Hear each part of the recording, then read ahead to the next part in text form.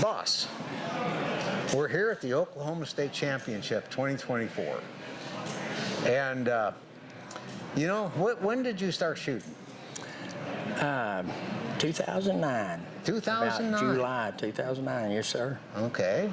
First match I ever went to was the Texas State in 2010 where we all froze to death. Oh, I remember that one. It's the first match we ever went to. Wow. In Gainesville. Gainesville, Texas. Yeah. Eight lanes. I remember it snowed that morning. It did. It did. I know I couldn't shoot the match. I was doing this show for the Reno Rodeo on Friday. And I flew down there, you know, and everything, and I couldn't believe it. I rented this hotel room, and I got up, and there was snow on my car in Texas the next morning. I couldn't believe it. But no, I remember that match. So anyway, and then you started a club. Well, the club had actually been going. Had it? It started in 2009. We run into Soapy at a gun show, and I'd been wanting to do something like this, and walked up there and Soapy said, "Have you ever done fast track?" And I said, "No." And they didn't have a place to shoot. Yeah. So the next weekend they were going to shoot, and we went out there to shoot, and the people running it wouldn't let them shoot there. So Doc Conn showed me what they did, and I said, "Well, I got a place there we can shoot, you know." So we started shooting in my shop, and been there ever since. Well, and you know, that is the toughest thing for any club, is to find a place to shoot. And you need enough space. You know, you can start with 2 lanes if it's just you inviting friends over. When you get more than a dozen people, you need to have 4 lanes minimum, and then you can expand up to 6 like we have here at this match. But no, having a club house is the main thing for any club. It's hard to get one. It is. A lot of these shooting ranges will not let you draw a gun from a holster, and that's amazing. You know, they're shooting their targets and I understand that, because the general public they're not aware of the safety rules that we have in our game and our procedures we follow and everything. But and so you know, you travel around and you shoot, and why do you do it? Oh, you know, it's a challenge, and it's just a lot of fun. I mean, of course, my wife shoots too, Corkey, and Corkey, yes. We both just kind of fell into it. Both love it, and she was good right off the bat. You know, she was up there, and I was just there for several years, you know, but had fun, you know. And I mean, you can come to a match and go out in 4 and still have a blast, you know. Yeah. The people are fantastic, you know. We just have a good time with everybody. First time I ever remember Corkey was in the rodeo arena at Fallon, and we had the quick and the dead shoot. Yes, sir. And it was her and I that ended up in the finals. That's a fact. Yes, sir. And wow, you know. Yeah, she nearly got you. She did. She almost did. I've been watching, and you've been hitting your first one, and you didn't that time. No. You had a hard time finding the hammer, and she like to got you. Oh, it's that old thing, you know. 2011. Yeah, is that when it was? 2011. Yeah, first time we ever went to Worlds, sure enough. That was a lot of fun, you know. It was fun. And then she's won Texas State several times. And she's won it twice, I think. Twice? I Okay. think she's won Oklahoma 3 times. Okay. She's won the Southern Territorial and the High Plains Territorial. Now, did she ever brag about that with you on the way home and drub it in? No. No. It's amazing, you know. But she's beat me a lot more times than I beat her. Yeah. That's a fact. Well, you know, she's a dangerous woman. She is. With a 6-gun. But, and so you're a CFDA regulator. Yes, sir. And so you travel around, you know, you mainly hang out in Texas and surrounding states. You don't travel a whole lot around the country, but hey, you're the regulator of the Southern Territory, or one of them, and we appreciate that. Well, thank you. I enjoy it. And so what do you think about the whole range officer program that we do? You know, we train range officers and range masters and all the positions involved with running these matches. What do you think about that? Oh, it's a great program. You know, I mean, like this match here, you know, most of the matches you go to, we need more of them.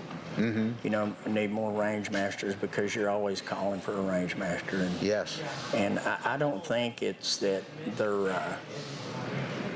they can't do it. It's just that they're not sure about themselves yet. Mm-hmm. You know, and we need to encourage them more to get up there and just do it. Right. You know, and that's what keeps it running. And if we can get them, you know, more people enthused about doing that, it'd improve the sport. Well, you know, and I've always felt, you know, I've talked to shooters. They go, well, I don't want to be a range master because I want to focus on my shooting and all this kind of stuff. I got to tell you something. When you know the rules and when you're trained what the rules are and how they're called, it really makes you a better shooter, doesn't it? It does, yeah. Yeah, we've had several situations here this weekend where, you know, we had a flashing light and we had some hits with no time, and right, and they handled it like they should have. Yeah. And you know, of course, there's kind of had to look around a little bit and see who knew what was going on, but it's important because, you know, you come up here and you want to compete and you don't want to get snickered out of a shot that you had. Mm-hmm. And we need people up there that know how to handle that situation, and so far we've done it this weekend. Well, you know, in Cowboy Fast Draw, the shooter always has something to say if they don't agree with the call. How does that work?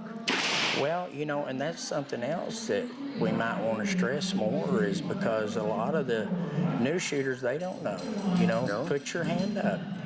Put your hand up and say, no, I hit, you know, and I want my hit, or whatever. And maybe a little more coaching on that, because, you know, you could have a hit on the target and not say a word, and there you are.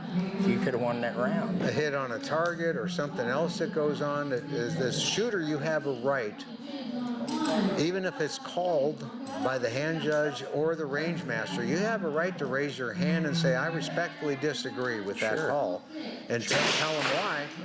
And if you can make your point to them, they may agree with it, or you can ask them for an arbitration. And so, you know, people, I'll get calls in the CFDA headquarters say, you know, I really got screwed in the last match because, you know, they made this call and all this kind of stuff. I go, well, have you read your rule book? Well, I said, so do you realize if you didn't agree with the call, you could have got it arbitrated and heard better? And, well, you know, I just don't do that or whatever. Well, then, you know, you did it to yourself. That's right. That's right. Because you got to read that rule book. Because you can't blame the range masters or the hand judges or whatever, because we're all out here having fun shooting the game. Just we judge ourselves, and you know, we're not perfect. Yeah.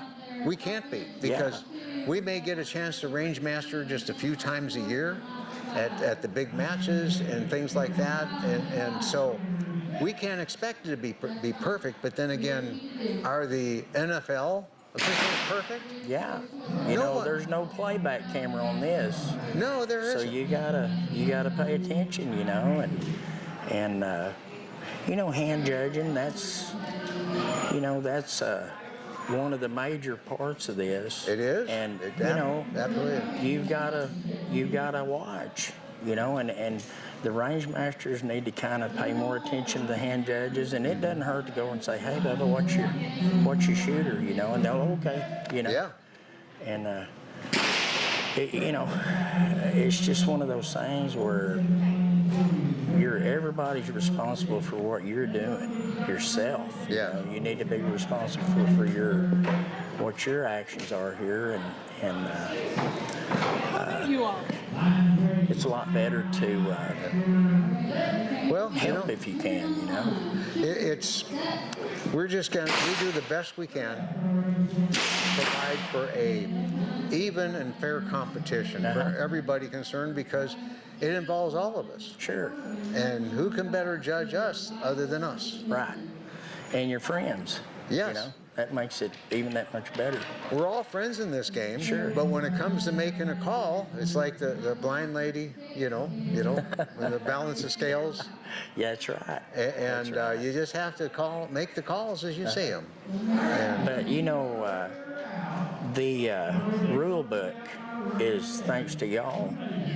I want to stress that's y'all's doing, and it's a lot of work. That's a big accomplishment on your behalf. Well, thank you. And y'all stay on top of it, and I appreciate it, because it does make it a lot easier. It is. There's so many different scenarios that can happen in an elimination format like we shoot. They all can't be in a rule book for everything that can Right. happen. Yeah. And sometimes we just have to use the best judgment Common we can sense to make is that. a good, Absolutely. and that's what's cool about our rules. They're basically common sense. Yeah. I mean, it's makes it easy if you just step back and look at it. You know, really look at it, Absolutely. and makes it a fun sport.